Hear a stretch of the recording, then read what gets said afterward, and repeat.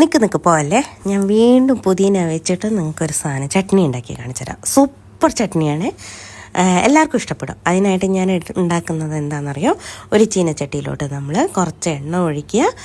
ഉഴുന്ന്, നമ്മുടെ വലിയ പരിപ്പില്ലേ, കടലപ്പരിപ്പ്, അതും കൂടി ഇട്ടിട്ട് ജസ്റ്റ് ഒന്ന് റോസ്റ്റ് ചെയ്തെടുക്കുക. അതിലോട്ട് ഞാൻ ഇടുന്നത് വെളുത്തുള്ളി, ഇഞ്ചി, അതും ഇട്ട് കൊടുത്തിട്ട് പച്ചമുളക് ഇട്ടിട്ട് ജസ്റ്റ് ഒന്ന് നന്നായിട്ട് വഴറ്റിയെടുക്കണേ. പച്ചമുളകിൻ്റെ മണമൊക്കെ പോയി കഴിഞ്ഞിട്ട് പിന്നെ ഞാൻ അതിലോട്ട് ചേർക്കുന്നത് എന്താണെന്ന് വെച്ചാൽ സവോള നമ്മൾ വലിയ വലിയ പീസൊക്കെ ആയിട്ട് നമ്മൾ അതിലോട്ട് ഇട്ട് കൊടുത്തിട്ട് നല്ലോണം വഴറ്റി കൊടുക്കണം. ശകലം ഉപ്പും കൂടി എടുക്കണേ. ഉപ്പിടുന്നതിൻ്റെ വീഡിയോ ഞാൻ എടുക്കാൻ മറന്നുപോയി കേട്ടോ.